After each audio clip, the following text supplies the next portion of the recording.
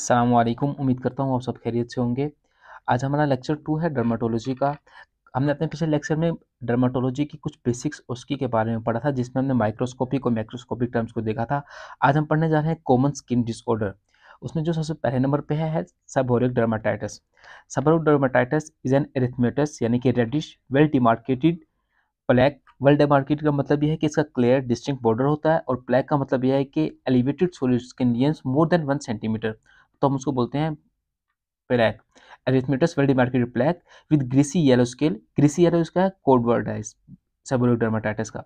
Greasy yellow scale in areas rich in sebaceous gland such as scalp, face and periocular reason.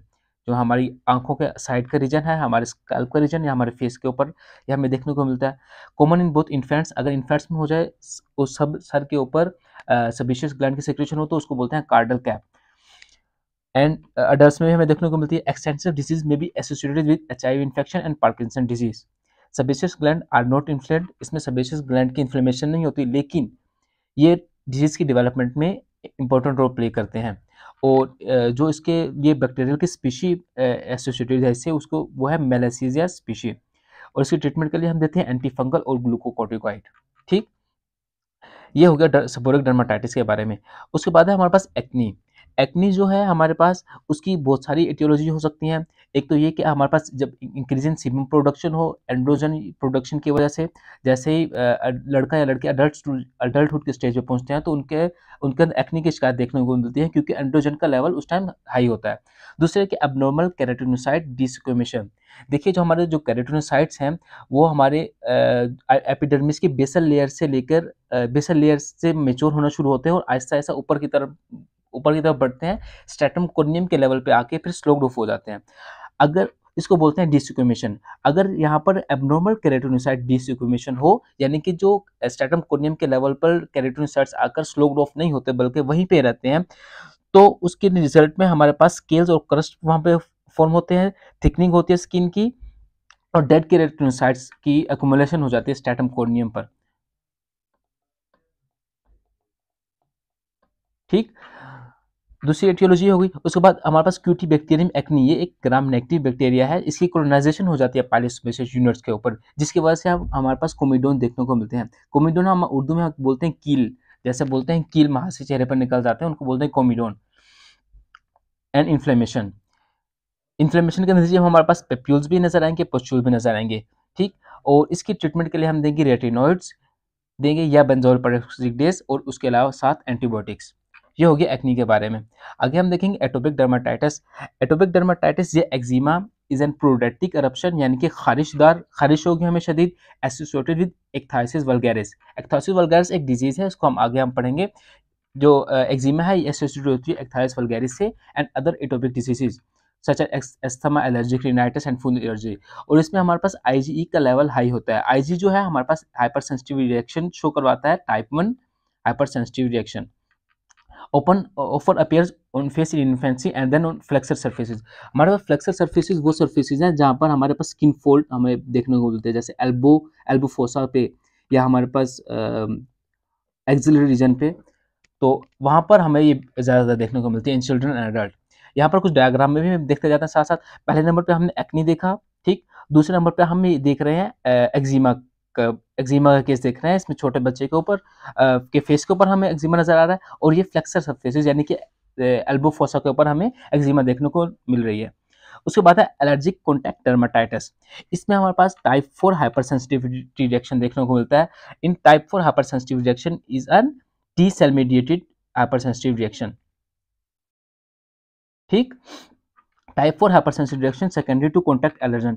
देखिए, secondary to contact allergen यानी कि यहाँ पर कोई ना कोई कॉन्टैक्ट एलर्जन होगा, जिसकी वजह से हमारे पास स्किन के ऊपर हाइपर सेंसिटिव रिएक्शन होगा, और उसकी वजह से स्किन के ऊपर रैश हमें देखने को मिलेगा। वो कौन कौन से कॉन्टैक्ट एलर्जन हो सकता है? निकल, यानी कि जो लोग बेल्ट निकल के पहनते हैं, जैसे तस्वीर में आप देख सकते हैं, निकल के बेल्ट की वजह से हाइपर सेंसिटिव रिएक्शन शो ऊपर हुआ है। या पॉइजन एवी, ये एक तरह का पॉइजन है जो हमें प्लांट से मिलता है, अगर इसके साथ कॉन्टैक्ट हो जाए तो भी हमारे पास स्किन के ऊपर रैश देखने को मिलेगा। और नियोमाइसिन, ये एक तरह के एंटीबायोटिक है, अगर इससे भी कॉन्टैक्ट हो जाए तो हमारे पास एलर्जी कॉन्टैक्ट डर्मेटाइटिस देखने को मिलेगी। इसके बाद हमारे पास keratosis पिलियारिस। Keratosis pilaris is an follicle-based papules from keratin plugging. देखिए जो केराटिन है ना, इसको हमारी स्किन से स्लोक्ड ऑफ हो जाना चाहिए, लेकिन अगर ये केराटिन हमारे पास स्लोक्ड ऑफ नहीं होती और वहीं पे ऑब्स्ट्रक्शन काज करवाती है, तो उसके नतीजे में जो हमारे पास हेयर्स के फॉलिकल्स हैं, वहाँ पर हमें फॉलिकुलर बेस्ड पेप्यूल्स देखने को मिलते हैं। पेप्यूल्स का मतलब ये हुआ कि हमारे पास elevated solid skin lesion less than 1 centimetre के हमारे पास solid elevated solid skin lesion मिलेंगी, और ये पूरी जगह पर फैली होती है, बहुत ज़्यादा तादाद में नजर आएंगी। जहाँ जहाँ पे बाल होंगे वहीं वहीं पे हमें फोलिकुलर बेस्ड पेप्यूल्स नजर आएंगी, और किस वजह से होती है? केराटिन प्लगिंग की वजह से। और ये हमें कहाँ पे देखने को मिलती है? हमारे पास extensor surfaces of arms and thighs, यानी कि हमारे पास जो जो एक्सटेंसर सर्फेसिस हमारी एल्बो हो गई या हमारे नी जॉइंट वगैरह, वहाँ पर हमें देखने को मिलते हैं। ठीक, उसके बाद हमारे पास मेलानोसाइटिक नेवस, ये हमारे पास जैसे तिल होते हैं, हमारे पास वही सिंपल तिल है, कॉमन मोल, मोस्टली बिनाइन होते हैं, लेकिन अगर ये हमारे पास कॉन्जेनिटल या एटिपिकल है तो हमारे पास मेलानोमा भी करवा सकते हैं। मेलानोमा एक तरह का स्किन कैंसर है और जो कि मेटास्टेसिस करता है। अब इसके आगे दो टाइप्स हैं, इंटरडर्मल नेविया भी हो सकते हैं या हमारे पास जंक्शनल भी हो सकते हैं। जो इंटरडर्मल नेवी होते हैं वो स्किन से एलिवेटेड होते हैं, इसलिए हम उसको बोलते हैं पेप्यूलर, और जो जंक्शनल नेवी होते हैं वो होते हैं फ्लैट मैक्यूल्स। नीचे तस्वीर में जाके देखते हैं, ये देखिए ये जो एलिवेटेड है, इसको हम, ये है इंटरडर्मल, ये है इंटरडर्मल नेवी, और जो हम एलिवेटेड, ये एलिवेटेड है और जो एलिवेटेड नहीं है उसको हम बोलते हैं जंक्शनल नेवी। ठीक, इससे अगले जो हमारे पास कॉमन स्किन डिसऑर्डर है वह सूडो फोलिकुलाइटिस बार्बी। भी आपने बहुत बाजू का देखा होगा कि जो लोग शेव करते हैं उनको उनको यहाँ पर हमें कुछ इन्फ्लेमेटरी रिएक्शन देखने को मिलता है। Inflammatory reaction to hair penetrating the skin characterised by firm papule and pustule that are painful and productive. उनको जो लोग शेव करते हैं उनको शदीद खारिश देखने को मिलती है, क्योंकि शेव करने के दौरान जो हमारे पास हेयर फॉलिकल है वो अंदर की तरफ मुड़ जाते हैं और वहाँ पर बाद में इन्फ्लेमेशन काज करवा के पस या पेप्यूल की शक्ल इख्तियार कर लेते हैं। Commonly occur near jawline as a result of shaving known as razor bumps, more common with naturally curly hairs, क्योंकि कर्ली हेयर्स में ये टेंडेंसी ज्यादा होती है कि वो वापस मुड़ के स्किन के अंदर इन्फ्लेमेशन काज कराएं। इसके आगे एक बहुत ही इंपॉर्टेंट डिजीज है जिसको कहते हैं सोरियासिस। अगर आपको बाकी और कोई डिजीज याद रहे ना रहे, सोरियासिस के बारे में आपको हर चीज अच्छे से याद रहनी चाहिए। सोरियासिस क्या है? Papules and plaques. What is papule? Papule ये था कि elevated solid skin lesion less than 1 centimetre papule था। प्लेक्स जो था वो मोर देन 1 सेंटीमीटर था विथ सिल्वर स्केलिंग। ठीक है, इसमें हमें सिल्वर स्केलिंग देखने को मिलेगी, नीचे आप डायग्राम में देखें सिल्वर स्केलिंग देखने को मिलेगी, specially on knees and elbows. ठीक, extensor surfaces, knees and elbows. Acanthosis, acanthosis का हमने ये पढ़ा था कि एपिडर्मल हाइपरप्लेसिया हाइपरप्लेसिया होता है ये। Acanthosis with parakeratosis scaling. Parakeratosis का मतलब मैंने बताया था कल, उसकी में हमने ये पढ़ा था कि अगर हमारे पास स्ट्रैटम कोर्नियम के न्यूक्लियाई जो कि डेड हो जाना होता है, वो न्यूक्लियाई स्ट्रैटम कोर्नियम में रहता है स्टिल, जिसके हम बोलते हैं पैराकेराटोसिस स्केलिंग। ठीक, हमारे पास एकेंथोसिस देखने को मिलती है, पैराकेराटोसिस स्केलिंग देखने को मिलती है सोरियासिस में, और हमारे पास एब्सेस फॉर्मेशन होते हैं जिसको हम बोलते हैं मनरो माइक्रो एब्सेस। ठीक, इसके बाद हमारे पास जो स्ट्रैटम स्पाइनोसम है उसकी थिकनेस इंक्रीज हो जाती है, स्ट्रैटम ग्रेनुलोसम की थिकनेस डिक्रीज हो जाती है। ये स्ट्रैटम स्पाइनोसम और स्ट्रैटम ग्रेनुलोसम हमारे पास एपिडर्मल की लेयर्स हैं। ठीक, अगर आपको इसके बारे में थोड़ा सा और जानना है तो आप जो स्किन की थोड़ी सी एनाटॉमी है उसको थोड़ा सा आप जाके देखें। उसके बाद हमें आस्पिच साइन देखने को मिलता है। आस्पिच साइन का मतलब ये होता है कि अगर जो हमारे पास सिल्वर स्केलिंग है सोरियासिस के केस में, अगर हम उसको हम नाखून वगैरह से पकड़ के थोड़ा सा खुरचे तो वहां पर हमें खून देखने को मिलेगा। Pin point bleeding spot from exposure of dermal papillae when scales are scraped off. ठीक, एसोसिएटेड विद नेल पिटिंग, यानी कि नेल में हमें गड्ढे देखने को मिलेंगे, एंड सोरियाटिक आर्थराइटिस। आर्थराइटिस भी देखने को मिलेगी, नेल पिटिंग भी देखने को मिलेंगे, एकेंथोसिस भी इसी में ही है, पैराकेराटोसिस स्केलिंग भी इसी में ही है, एब्सेस फॉर्मेशन भी इसी में ही है, और आस्पच साइन भी हमें इसी में देखने को मिलता है। ये बहुत ही इंपॉर्टेंट स्किन डिजीज है। ठीक, उसके बाद नेक्स्ट है rosacea. Rosacea is an inflammatory facial skin disorder characterised by erythematous papules and pustules. Pus की फॉर्मेशन भी होगी और पेप्यूल्स भी होंगे जो less than 1 centimetre elevated solid skin lesion, but no comedones. इसमें हमें चेहरे के कील देखने को नहीं मिलेंगे। ठीक, may be associated with facial flushing, redness on the face in response to external stimuli like alcohol and heat. Complication include ocular involvement, इसमें हमें ocular involvement देखने को मिलेगी, और राइनोफाइमा। राइनोफाइमा कहते हैं हमारा अगर नाक इन्फ्लेमेशन की वजह से बहुत ज़्यादा बड़ा हो जाए या बल्बस फॉर्मेशन इख्तियार कर ले, जैसा आप इधर तस्वीर में देख सकते हैं, तो उसको हम बोलते हैं राइनोफार्मा, बल्बस डिफॉर्मेशन ऑफ नोज। तो ये हमें किस में देखने को मिलता है? रोजिशिया में। ठीक। उसके बाद हमारे पास है सेबोरिक केराटोसिस।